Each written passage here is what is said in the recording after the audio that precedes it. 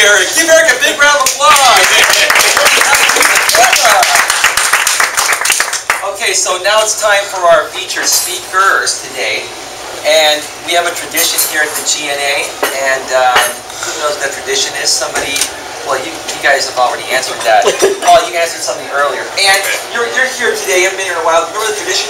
Yes, the front door. That's right. We send our speakers all to the back to make that grand entrance. So Janice, since you're first, you get to walk back. Ladies first. Come on, that's getting polite. Come on, Janice. Okay. For those of you that don't know, Janice runs the Citrus Heights monthly mixer that Eric and I spoke at last night. And it's kind of an ironic story on how we met. The only way we can talk about this is by talking about our former affiliation with Successful Thinkers. Janice Jordan went through the same thing that we went through. We had a little bit of a difference in the way we like to do things. And Eric and I noticed online that, Janice decided to switch her group. We saw that because we see everything on Facebook. So I'm like, okay, I've been friends with Janice for a while, but I've never met her in person. But we've talked online. I'm gonna send her a private message, and we're gonna have a phone call. And that night we had a phone call, and it was great. We collaborated. I said, you know what? We're thinking of doing the same thing. We ended up doing that, and then we ended up going to her event for the first time last month. And it was an awesome, amazing event, which we've now created a Genuine Networking Association event. So that's the story on how I met Janice. So now I'm going to read the little bio here so I don't butcher that. So Janice Jordan is a premier networker that has over 20 years of networking experience, and Michael Rowe is a QuickBooks expert that teaches, trains, sets up, repairs, and does QuickBooks for you. Janice Jordan is visiting us along with her husband Michael Rowe from the Citrus Heights, Sacramento area. Janice will share some fantastic tips on what has made her businesses successful over the course of time. Specifically, she will be talking about effective networking made easy. Her husband Michael will discuss how good do you need to be. So let me ask a question before I bring him out here. How many of you can do business outside of this area, Sacramento, Citrus Heights, Central Valley? Raise your hand there. You're going to want to get to know these people. So I ask you all now to rise to your feet. Come on, please rise to your feet and give a big warm GNA welcome to Janice Jordan and Michael Rowe.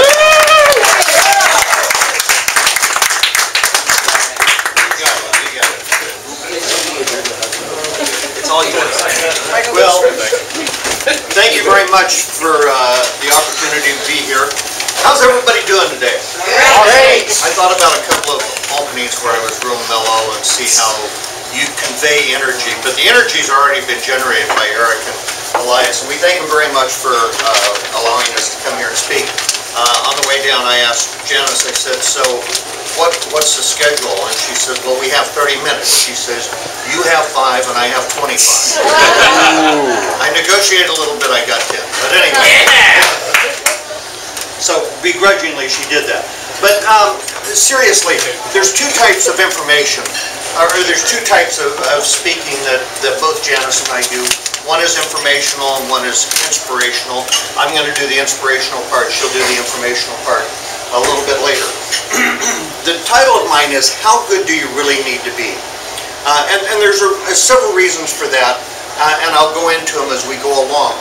The important part, better put that on silent, I'm not sure if it is. We're going to talk about, first of all, how good you need to be. And second of all is, we're going to talk about how to sustain your momentum. That's one of the things that's been a problem for me in all of my business career and even my life to a certain extent. How do you sustain that? And I'll give you some examples of what that is. And then we'll talk about what you need to do or what you can do to make the next 12 months better than the past 12 months. And I hope you're all thinking about that. Even if you had a terrific year, and it's been a tough year for a lot of people, but even if you've had a terrific year, you don't want to stay where you're at, so you want to make it better. So we'll talk briefly about that. And if I have time in my allotted time, we'll go ahead and see if there's any questions about QuickBooks, because that is my expertise. And I really teach people how to get better information out of their accounting so they make better decisions. I don't care about your financial statements, I don't care about your taxes. I want the business owner to have information that really helps them run the business. If you set it up right, you get those other two as a side benefit. But as most bookkeepers or accountants, they stress that. I stress information. So anyway, let's go ahead and get right into this. How good do you need to be? I'm reminded of a story that I heard. It's actually a joke.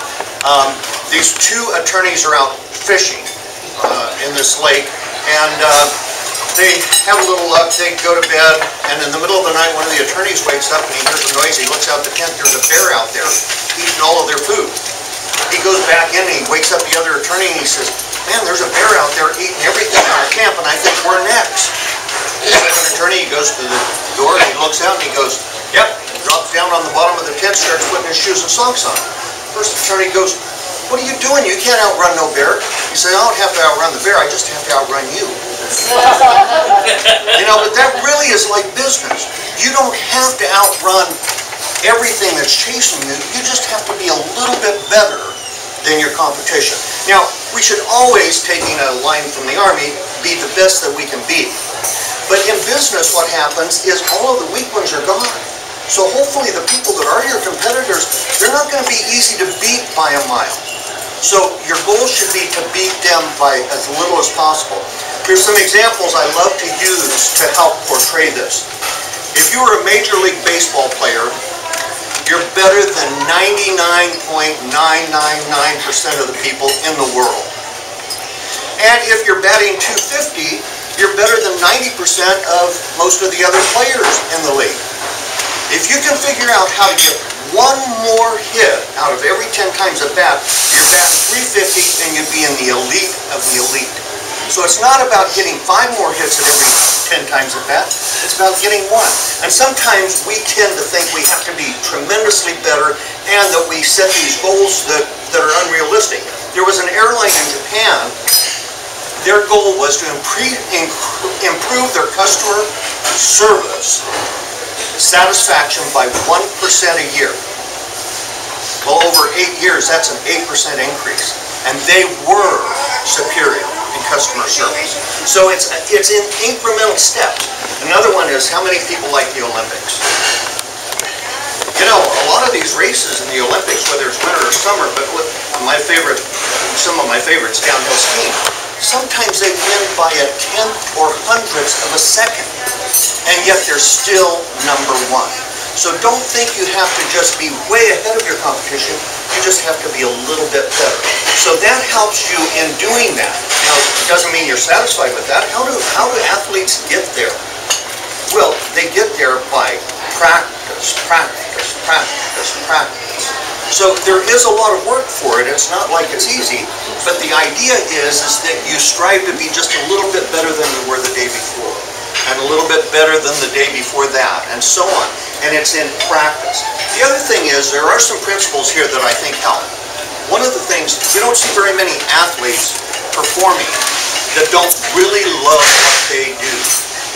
You know, so if you're not liking what you're doing, maybe if you really want to be the best, you need to reconsider that and figure out what it is you really want to do. So I always suggest one of the first things you want to do is you want to go ahead and find something you really love to do and have a passion about. First of all, if you do that, your enthusiasm will carry a lot of weight with you. I thought, I'm not a salesperson. I can't go out and sell. I was in banking for years, and you know, I'm not a salesperson.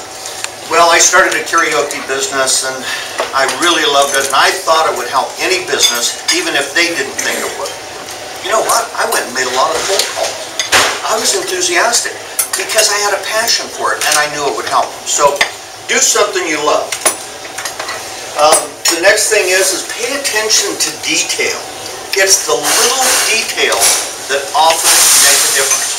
There's another great story about the U.S. women's volleyball team, that what happened is before they won the Olympics, and nobody had ever beaten China, what they did is they watched hours and hours and hours of volleyball, and they figured out that the Chinese spiked the ball on the way up, not on the way down.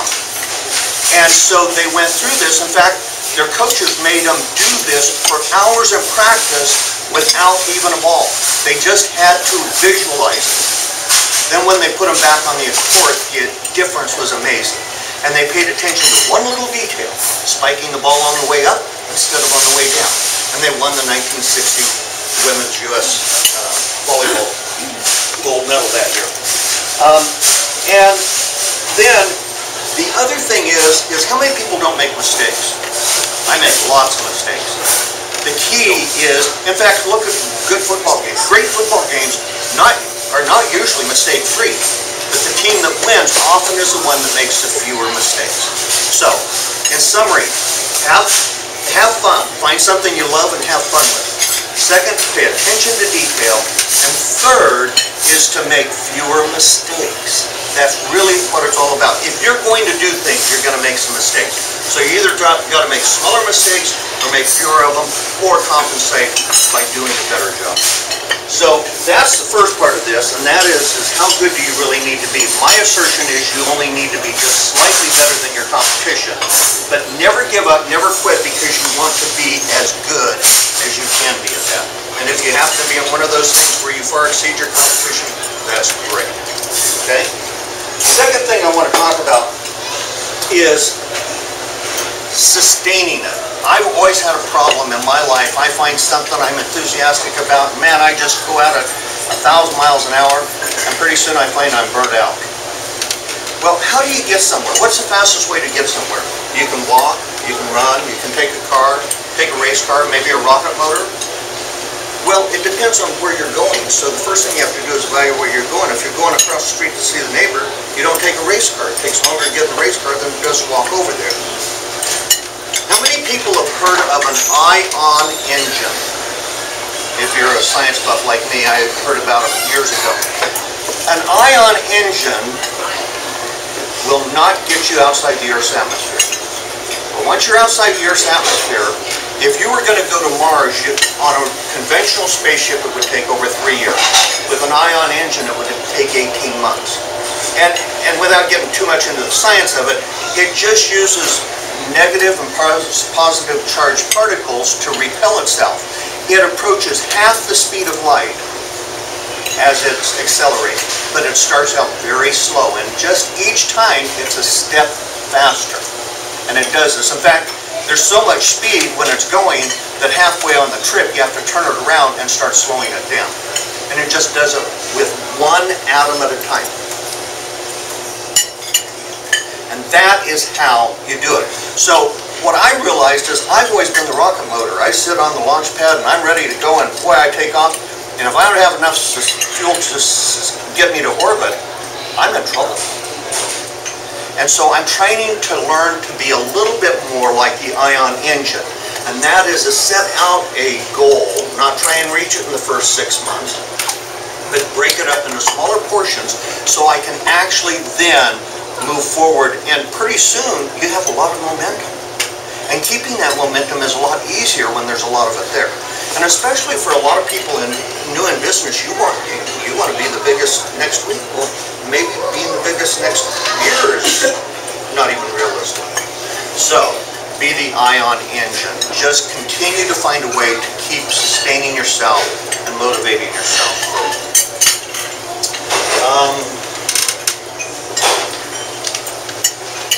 Okay, so a couple of things, and this is motivational, not how you do it.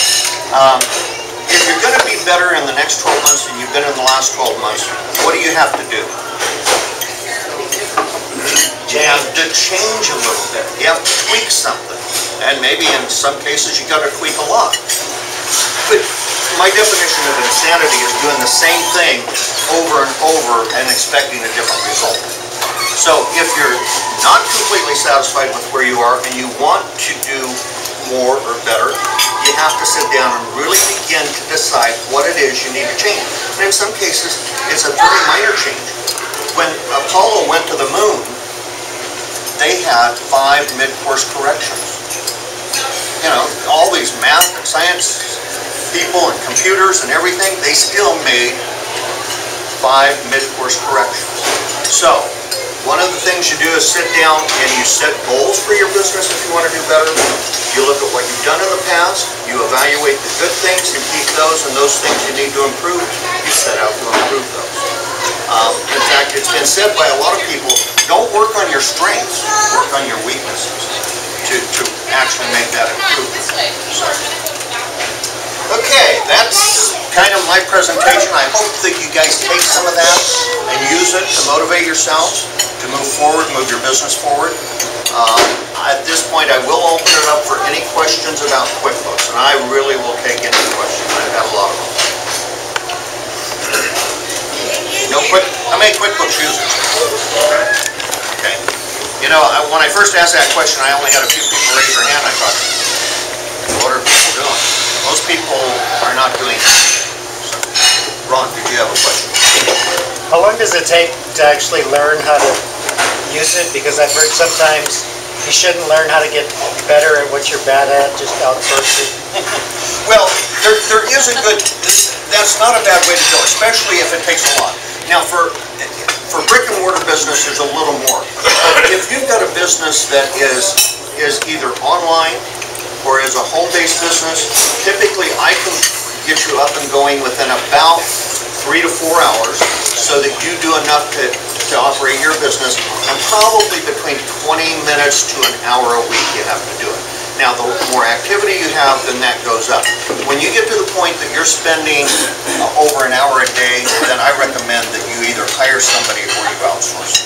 But QuickBooks is set up in such a way that the learning curve is fairly steep, like a lot of programs in the first couple hours, but they've designed it in such a way that when you learn it in one part of it, it works the same way in each of the different components.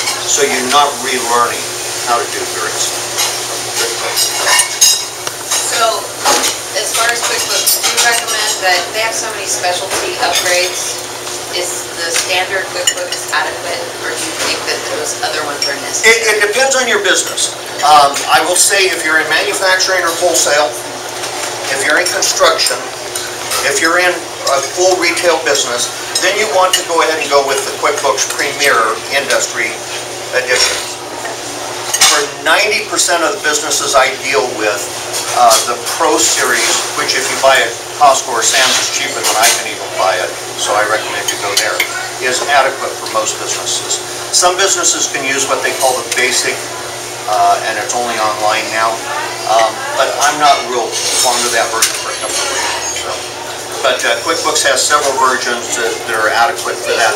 I will say that if you have payroll, you've got two options. You either outsource it or use QuickBooks. QuickBooks payroll system is almost foolproof to make sure you get the tax filings done, your taxes paid, and the reports done that you have to do. There's still a few things you have to do, but the reminders and things are such that it really does. So if you're not going to do that, then outsource it. Otherwise, the penalties will more than eat up. Thank you very much. I took a course about 2 years ago. They had a lot of problems with the software. And one of the problems they had was if you passed a certain period in your accounting, you couldn't go back. Yeah. QuickBooks does not have that anymore. QuickBooks is date-driven, and it frustrates us accountants sometimes because you could have the whole of last year done, 2010, and somebody goes, oh, you know, I'm going to make this entry. You can do that. Now, what happens is QuickBooks has set up a protocol so that if you close that period, you can do it, but it takes some jumping through hoops. So that's to help us accountants have more confidence in it, that they don't do their taxes and then change information here. But you can go back as far as you can as long as you have that right code. Well, because the problem was amending. I mean, if you come up with something that you left out, and you go back and amend it, that would change the whole layout of your year's profit. You can do that now. You just have to have a code if the period's closed. If it's not closed, you can change anything back to 15 years. And the same thing with doing your bookkeeping at the end of the week. From what I understand, you can do it every week, at the end of the week, that you can go back. I actually helped somebody that hadn't done books in 2 years. We went all the way back to the beginning. So it's really improved. Yeah, it is. Well, thank you very much for your time. I'm going to introduce Janice Jordan, the Queen of Networking. From a jack to a king. I played an ace and won a queen. She's also my wife, but she's also known as the Queen of Networking, and you'll see why. Janice Jordan. Thank you, everybody. I want to talk to you about networking, and that's what we do here. And everybody here that's sitting here, you're like, okay, I already network, I already know how to do this. And why would somebody come in and want to teach me something that I already do if I'm out here doing this? And I do this 2-3 times a week already. So what are you going to be telling us? Well, I'm going to show you that you can do it just a little bit better. He just explained to you that in order to do things different, you need to do things a little bit better. So I'm going to give you some little tips and tricks to get you to where you can go into a networking event and come out with 5 contacts instead of 30 business cards. Where you can, networking is about work. You do the work, you net the success. That's where networking comes from. And I'm going to show you some really cool things, and then I have this really awesome tool for everybody that you guys are really, really privileged, because my new book is coming out next month, and you guys are the first to have this tool. And it's only going to be in the book, so you guys are the first to get it, and it's really kind of exciting. So I'm excited to share this with you. Thank you. Okay, so what I want to talk about today is the keys to networking. I don't stand still, so I'm going to drive the poor camera guy nuts because I have to walk and Make talk. them look, Janice. Make them look. I'm going to make them work hard. Okay, so we're going to talk about the keys to networking. To be just a little bit better, you need to do a couple things a little bit better than the average person out there networking. We all know that you don't want to be the card player that walks around the room and hands out cards to everybody. You want to do accept or receive a card when it's asked for. You're not going to be just passing out cards. And when you do, pass out 2 cards, not 1. Can anybody tell me why? One share. Yeah, you're asked for the referral from Hello. I really think you should ask for the referral from Hello. And then you earn the know, like, and trust to get the referral. Okay? I always believe it's easier to ask for forgiveness than permission. So same concept. I live my life that way. Permission. I don't ask for permission on anything. In fact, if you tell me I can't do it, I will. That's a right back. Okay, so there's 5 things. That was good. They just got that, by the way. You're both redheads. Yeah, yeah. It's true, right? It is true. Okay, so there's 5 things on here as the 5 keys. And they're also on my business card. So when at the end of this, if anybody wants one of my business cards, I'll be glad to share it to you. Okay. So the 5 keys to networking is, the first thing is you want to always be prepared. You want to plan before you walk into a room. So you're going to walk into this room today, you know it's a sit-down type of meeting with a speaker, and so you prepare for that. And you set a goal, okay? So you plan who's going to be in the room. If you look at the RSVP list ahead of time, find out who's going to be in the room you don't already know, and then make plans to go over and talk to them. Now with the great thing of Facebook, you got a picture already, so you're actually walking in, it's not even cold meeting them anymore, it's pretty warm, because you have an idea, and you can check out their Facebook page and probably know more about them than they can remember when you walk up and start to talk to them. Okay? You want to have a goal. Now you set a goal for every event, and you know, it's a great thing. Everybody here probably sets goals for events. But if you take those goals and you share them with the other people in the room. Okay, my goal at every event is to meet 3 new people. I've been networking for over 13 years. I go to 11 networking events a week. Wow. And I know most of the people in the rooms anymore. So when I go in to meet 3 new people, it's not an easy goal. But everybody in the room knows I want to meet 3 new people. So what do they do for me? They bring the people to me. Okay, so I don't have to do anything. I just walk in, they bring the people, I get to meet people, and they're doing the work for me. So I actually delegate my networking. It's kind of cool. Delegate. Okay, so you want to make a plan, have a goal, and share it. The more people that know your goal help you build your goal. And that's a great way to grow your business, because then you're not just growing your business, everybody's growing your business. And you're giving people the information that they need to help you grow your business. It's one thing to say, I'm going to help you move your business forward, but you have to have the tools in order to do it. So if you don't know enough about that person, if you don't know what their needs are, you can't help them grow it.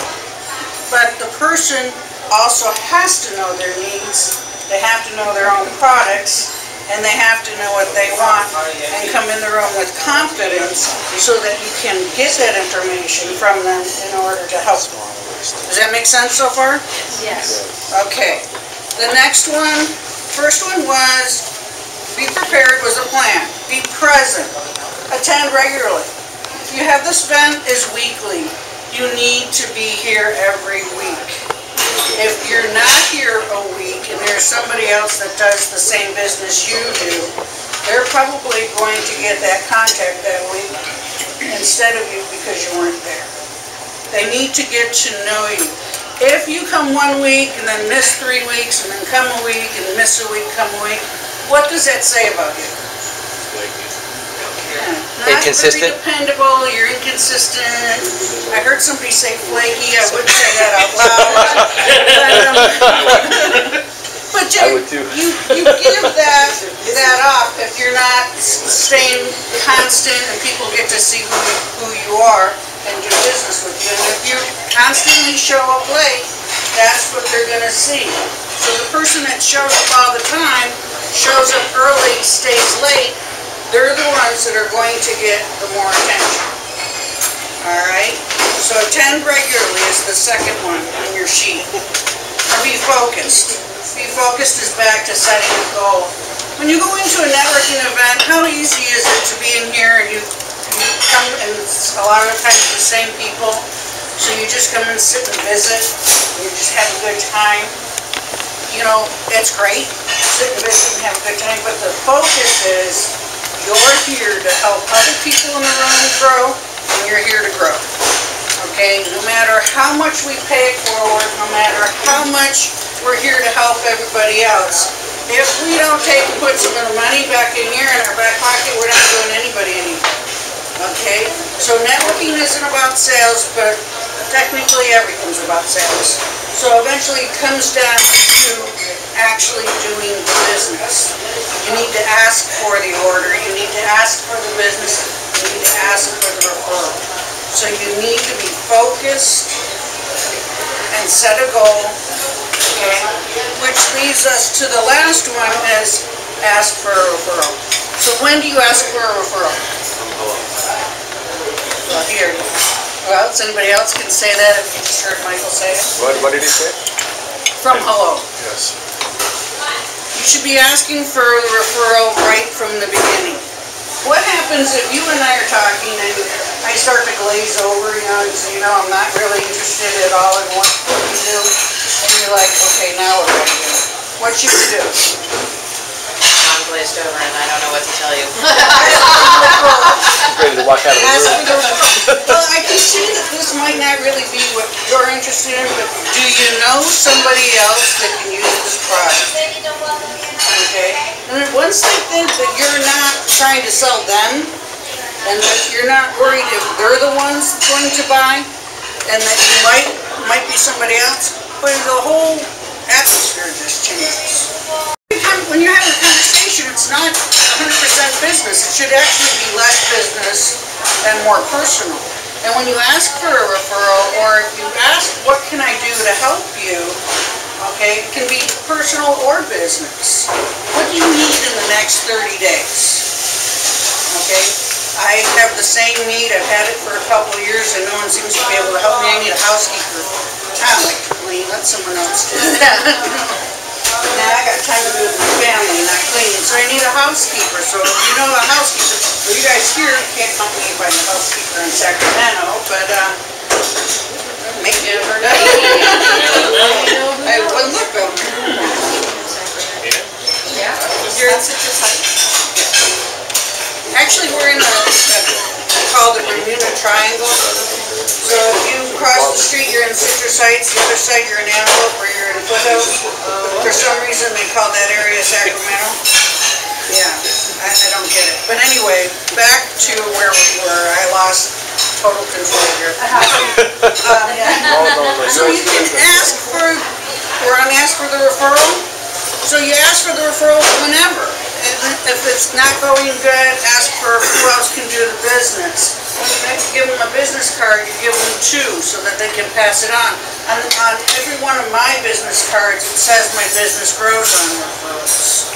Okay, and you can help people with referrals as personal or business if they need a landscaper, a housekeeper, or something in their business.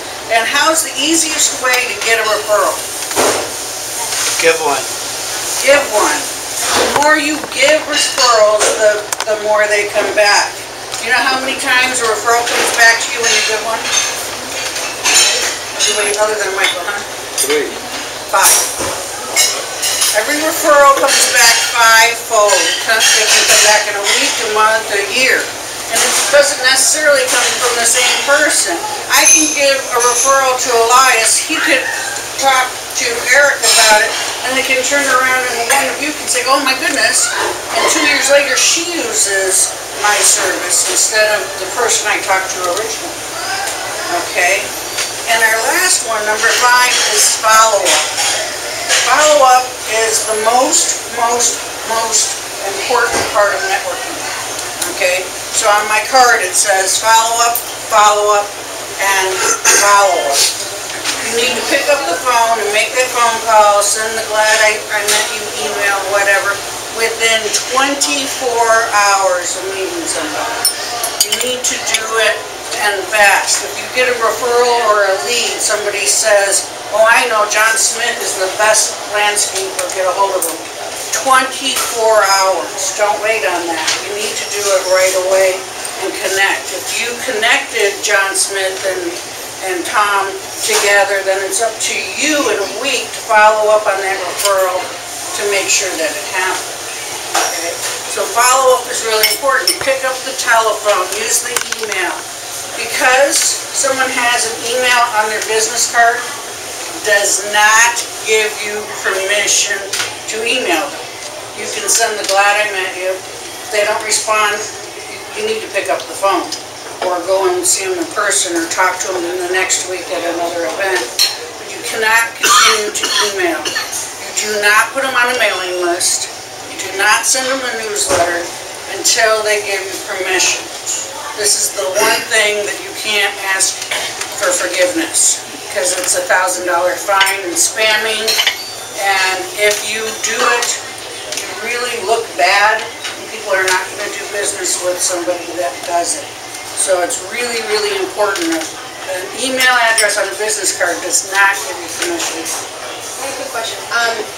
Does that person, when you unsubscribe yourself from that newsletter that you never asked for, do they get a notification letting them know that you unsubscribed them? Yep.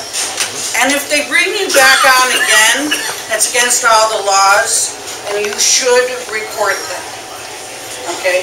Most of us don't because we, one reason or another. I have a real estate person, and it's about the 3rd time, and I wrote her a little note, and I don't think she'll do it again after that one. Again, that's the redhead thing. But, yeah, you need to, they do know that you do, and if they do it again, that is against things they're not supposed to. Most mailing services, email services that you're on, are double opt-in and out. You have to opt in to accept it, that's the one I use, and opt out and once you're opt out, you can't get back on that list. That email address cannot get put back on that list. Don't feel bad about it not unsubscribing. Why don't you just instead of going through all that legal loopholes of eliminating and just block them. I just block them so let's come in. On your email? Yes. Or Facebook? Oh, no, my email. I just block them so that the others come in. It's kind of harder to do that with email. I just block them out. Yeah, it's They easy go to to your just opt out. No, yeah, Just big- it's just, I get a little, I get highly irritated when, you know, I do a lot of networking, and I'll give my business card out and say, let's connect, and then all of a sudden I'm on someone's newsletter, and it's like, that's not what I meant by connect. It wasn't so you can solicit, but I'll opt out, and then I always wonder, like, do they get an email notification when I opt out, or what happens? The Because other I don't thing have you any can mailing do, lists like if that. you hand a card, you can say, this card is not to put me on any email list at all. If you do, I will automatically opt out. And people respect that. Now, I have a thing that I do called the 6 characters of networking. So it's basically the do's and don'ts, and I do it with characters. So the pushy person, who's the one who said that you go to a coffee meeting or a one-on-one and they barf? Well, at lunch, that's not a good word, so I came up with Tiggers, because they jump on you. And so if you want to, that person is a Tigger that jumps. Well, the person that does the email out, he's the magician. The card player hands out the card, then the magician makes it into this newsletter that comes into your mailbox. Well, I was at a networking event one time, and they announced that they had another function at this event, so we had to leave in about 20 minutes. So there was 5 minutes left of networking. This lady come running around the room. This is an honest-to-goodness true story. She come running around, and she intruded right in the middle of our 2 conversation that we were talking. We were really serious in the conversation. She intruded right in the middle, and she goes, I only got 5 minutes, I only got 5 minutes. I have to give everybody in the room a business card. Here's my business card. I need to get your business card because I'm going to put you on my mailing list. And I'm like, oh my goodness, right now she's 3 of my 6 characters. And I said, well, they said I don't want to be on your business card. And she says, I know you didn't give me a business card. And I said, no, that's okay, I would prefer not to. Fine, she says. And she went around and continued to do this to every person in the room. She got to this other table and she goes, I just met the rudest lady in the world right over there. She would not give me a business card, and she was just rude. And like I said, I know a lot of people in town, so they said, who was that? And she pointed to me, and they went, do you know who that is? And I said, no, because that's Janice Jordan, the queen of networking, and you probably told her you were going to put her on a business list. And they said, you can't do that. And so she scurried out the door, and we never saw from her again. So it turned out to be like 5 of my 6 characters. Just really briefly, we started using Constant Contact with the GNA a few months ago because we learned that if you're an organization, you can get a free account with up to 5,000 contacts, but we don't have to use that. We send it out once per month, and you have an unsubscribe option there, and then you're done, and we don't put you back in. I personally do it myself, so once I input somebody's card, it's free networking. That's why we're trying to sell you something, so it's a little bit different than you meet somebody and they're a financial advisor or something, and then they're hammering you or something with a bunch of stuff, right? What I do is, do you use Outlook? What do you use for your email? Just the provider that our company has. Yeah, I use Outlook, and you can click on mark as junk, or if you have like like McAfee has spam, you can mark as spam. And what will happen is we'll filter it when it comes in. If you unsubscribe and it doesn't come off, it'll get filtered into that junk folder, and then you just go in and delete your junk folder once a week or so, and then you're done with that. But email is the thing. That's why I use Facebook more. So email, you're going to get a ton of email. You have to be good personally. Check it often and filter it out. Because Eric and I get 1,000 emails a day. Trust me, we're all in the same boat here. So it's just it's a give and take. Yeah. Yeah. I just found one interesting. This is still on topic.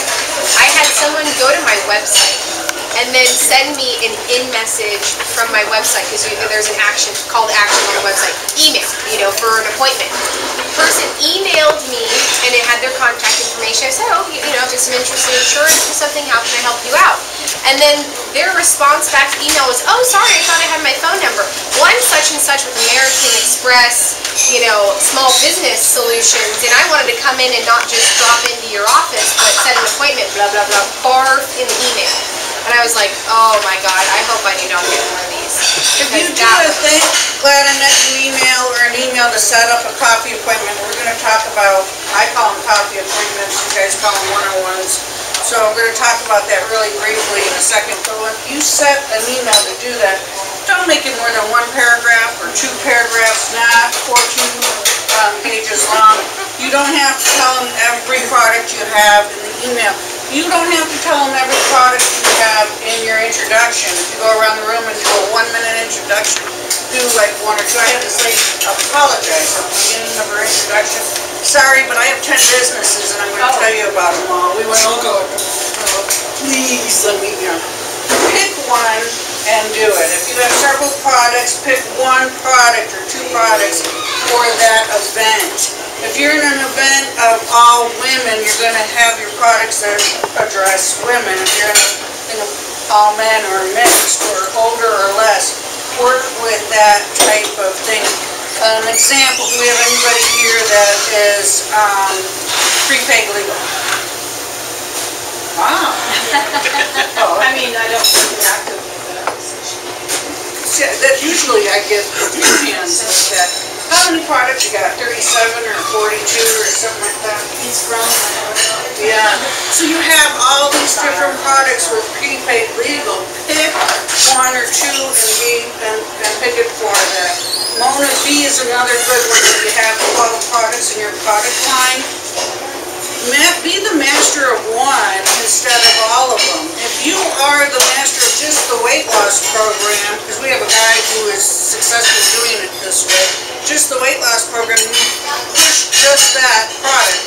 I use the word push, that's a bad word. If you just, educate on that product, they'll ask you about the other stuff. The other stuff will come, okay? All you have to do is get them piqued and interested, and then you can get the rest of the stuff. When you do your coffee date or your one-on-one, ask the right questions, and we're going to go over that, to give you just what product you need to talk to them about, so that you know which is the right way to go with them. Maybe they need to be healthier rather than the weight loss, or they need to do this or that. You figure out which way is the best way to go by asking the right questions, okay? I know I'm getting really close on time, and I really want to share this because I am excited, okay? We talk about doing one-on-ones and coffee meetings, and in these types of meetings, we really push that you need to do these.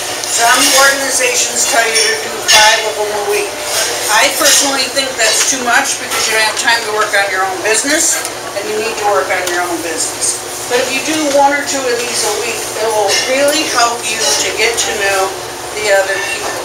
And I also suggest strongly, if you're a person that's not comfortable with the one-on-one, invite 3 people, make it a foursome. Make 4 people, call it a coffee meeting, call it a tea. Okay, us ladies like to have tea. Call it a tea and invite a few people, sit in a quiet coffee shop or even in your own living room or your office and have 3 or 4. Then other people keep the conversation going, and you don't have to feel like you're the one having to ask all the questions. Okay? Does that help? Yes. Now this sheet here is called a coffee appointment one-on-one. It gives you all the information you need to be able to set the right expectations, go through the coffee meeting. You can 3-hole punch this and put it in a binder, and you have a record list of your client. And it takes you through next steps, which is really cool. Now, how many times have you gone to a coffee meeting and that person is the Tigger that pounces? You sit down and they just tell you all about themselves. They got the contracts. They're gonna sell you before the end of the meeting. Okay, are you ready for some bad news? It's probably your own fault. Because you didn't set the right expectation. You sent the letter saying, I met you yesterday, it was so great, I can't wait to hear all about your business. What they heard was, cha-ching, I just made a sale. Okay?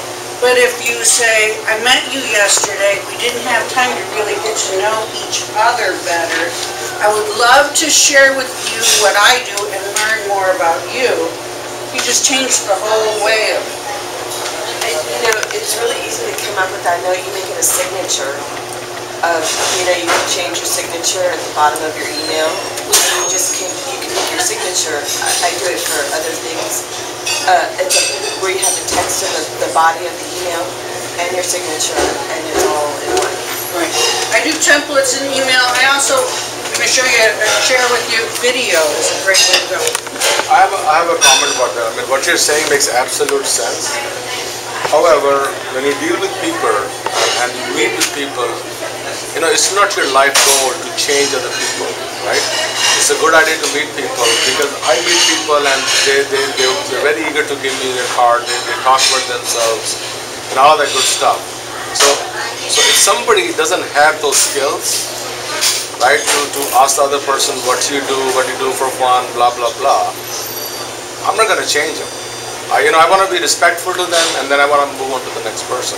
However, if somebody shows genuine interest and their conversation is two-way, I respect that, and then I'll put them in a separate compartment in my brain, I guess. Okay, two things there. First of all, when you meet for the first time, you're just meeting, you're doing the one-on-one or the just talking, you got 5 minutes is all you have, 2.5 minutes each to determine if you know enough about this person to set up this coffee meeting and do something.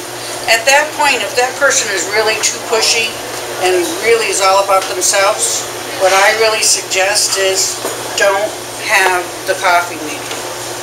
One thing that is the hardest for us to do, especially as people and salespeople and whatever, is to say no, is to not do something with somebody, but sometimes you have to. And if you don't have that coffee meeting with them and you meet them next week, you're going to find he'll tone down or she'll tone down a step or two.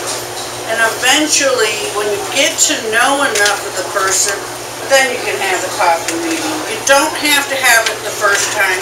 You don't have to have it with every single person in the room, because not everybody's going to mesh.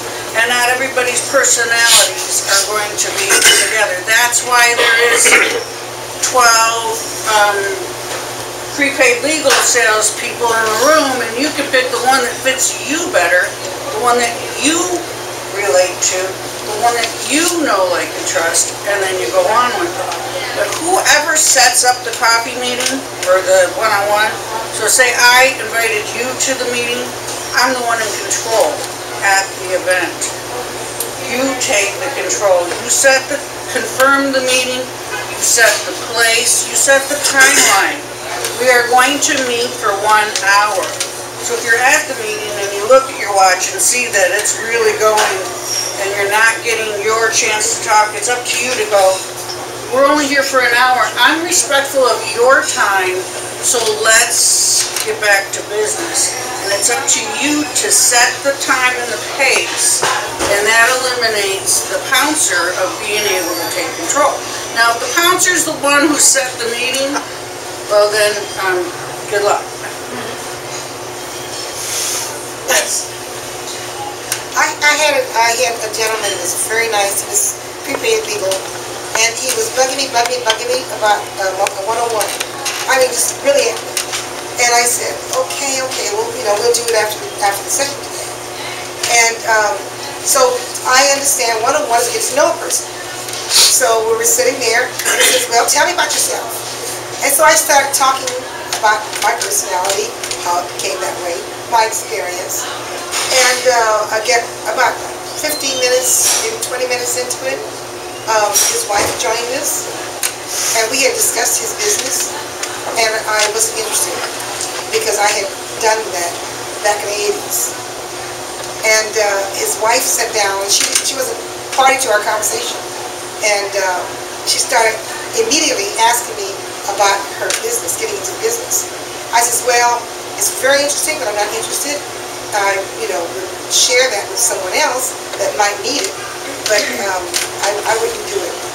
And she got very upset and wanted to know why would I refer someone if I wasn't going to do it myself. So this went on for a long time, to the point where I was getting angry. And I won't speak to the people. I can't speak to them, but I'm still angry. So what do? I mean, the man was very nice, polite, and everything, But the wife came in like an animal, and she wasn't part of it. She wasn't part of the one-on-one. You know, so You politely say, we already had this conversation, your husband understands where I stand. I did. You still, And she still went on. My husband got up and he went in the other room, he socialized other people, he sat to the side, he didn't interfere. But she came and sat down and really went at it, you know? some people you can't do anything about. And there's, I have this one, she's actually a client of mine right now, and I'm pulling out my hair. Because she's negative about everything you say. And you make a suggestion, and oh, I can't do that. Well, then why are you asking for my help if you're not going to listen to what I have to say? And I don't exactly say that, but that's, you know. So there is some people that you just can't help. I just want to touch up on that. First of all, Corey, we know who you're talking about. We're not going to mention any names. Do you But really? here's the thing. As a leader in this organization, if you come around and you do things like that, like we've been talking, you will get what's called a reputation, and it's not going to be good. And we have somebody who can take care of that situation. Terminator Ron. I tell people in Sacramento that what you do is you give them my business card, and then I sit down with them politely. I don't, you know, I don't lambast them, or I give them a little bit of help. Now, we have this one person, he says, I know I keep getting ringed that I'm not supposed to be handing out my business cards like this, but this is how I want to do it. And so I sat him down and I says, can I explain to you what other people see and what they feel and show you the difference? And if I showed you, will you make a change? And he said yes. And this guy was, I mean, you saw him coming. In fact, my poor friend one day, he came in and he says, I have such and such a business, and she said, I don't need accounts receivable, thank you. Well, then I do this, and she goes, I don't need that. Well, you always have to have a pen, and he hit her with the third business. And then by that time, I took him to the side, and he's like, okay, I have to hurry. Now, I want to really go over the back part of this really quick. On the bottom of the front, though, I have a little place that says, helps you with little things like to remember to give out a thank you card, to set the extra times and referrals. And there's a space there to remind you to give and get referrals. Okay? And those are really helpful when you're doing the one-on-ones, to have a sheet like this that helps you with those ideas. Some simple questions on the back for those that are trying to figure out what to say and what to ask to determine if people are interested in what you have to say. There's some really good ones here. Would you like to share with me why you do what you do? One of my favorites is, out of all your products, which one is your favorite and why? And get to know a little bit about them. And there's still the usual, do you have grandkids, children, family, and find out things like that. Now, if you're in the wellness industry, you want to find out if they do exercise or do things. Ask questions like that brings them into what you're trying to talk to them about, and it determines better and faster if they're interested in what you have. And so you can decide if they're going to be a client or a referral source. Okay? And also remember that everybody that you're talking to here, they're not the people that are necessarily who you're going to do business with, it's who they know. So you really want to build your referral sources up. So even though, like we were talking and we were glazed over because it wasn't what we were interested in, we still have businesses behind us, because you never know who has the Verizon network behind us. Good referral questions is, what do you want me to share with a possible referral? So what do you want me to tell somebody else so that I can get the best quality person for you? Okay? Some good follow-up tools is everybody should have a card scanner. So when you do get business cards, throw it in a card scanner and get it in your system and get it off your desk. When you have the leftover cards, I like to put them in a box, buy service, and keep them in the car. So if there is somebody that needs something and I don't have a real referral, I can give them 3 business cards and let them have a lead to go find somebody. So you're always still trying to help somebody else. And you're recycling those cards and getting them off your desk so that they're not on your desk in different colored rubber bands. Comma 5 is a great contact management system because it takes care of your comment 5. okay? Because it's great for taking care of your email list and your contacts, but the one thing that is great about it is it's video. So you can set up video emails, you can do webinars, you can do a one-on-one over the computer. It's really cool.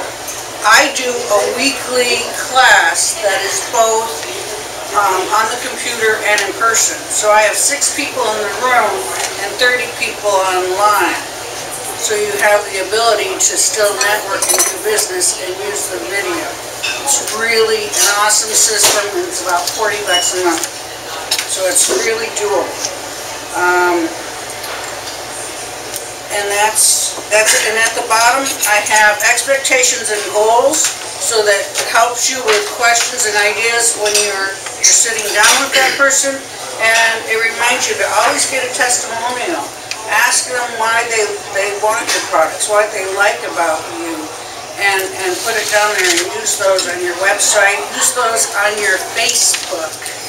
You know what, if you put a testimonial that somebody said on your Facebook, that is the way. And you know, tag both the person that did it and yours, and you just spread it all over the world. Okay? So, with that said, Michael and I have a raffle that we're going to, when we pull for the other thing out of the hat, we would like to give you a 2-hour training session for QuickBooks from Michael. And I would like to give you 4 weeks in my online in-front study hall, so that you can be able to do some network training there. So, that's it. Any questions? Do you have a favorite 1 or 2 email services that you like? Well, I use the Neat Receipt, and then I use my Comment 5. Comment 5 is my favorite. He's an Outlook person, and he loves Outlook and thinks it's one of the greatest. I was thinking of an autoresponder type where people can autoresponder. double up. Yeah. Constant Contact is good. How about Comment 5 has all of that. Comment 5 is a mail program suite, allows for video emailing. It allows for newsletters. You have to double opt in and out. There's a whole suite of things there, but it does have an autoresponder you can set up. And we actually have now, between the 2 of us, we have over 30 emails that come into that, and we can filter them into different boxes. And I actually can work all his clients from my computer using that thing. Because we have 4 businesses, and so guess who's the administrator of them all? The email does do a great job. The video email makes it really nice, but we have 2 different main accounts, and with filtering, it takes a little time to set it up, but we can send to either one's contacts, but we can filter the emails coming back in, and you have different signature lines for each email too. So I don't understand the logic of passing out 2 to pass the card on. You know when you're asking, they're not going to pass it on right away because they don't know you yet. But as they get to know you, then they have the ability to pass that card on. Thank you. Okay? Anybody else? So your book is going to be available on your, so your book's going to be available on your website? thank you for asking. Free copy for the room. I just so my book is called It's More Than Wine and Meatballs. In the 80s, the Chambers had mixers, and the salespeople would go there because they had free wine, free food, and drinks. And they were known as wine and meatball events. So now it's grown to bigger than wine and meatballs. So it's wine and meatballs. I have pre-sale available. So it's going to be $19.99. I'm pre-selling them today for $14.99 and hope to have them launched and out. You can also purchase them off of my fan page on Facebook called It's More Than Wine and Meatballs. So. She also painted the cover. Oh. She's also what? Painted the cover. I do watercolors. Any other questions? Are we ready for a drawing? Any other questions for Janice? Give Janice a big round of applause. and Mike.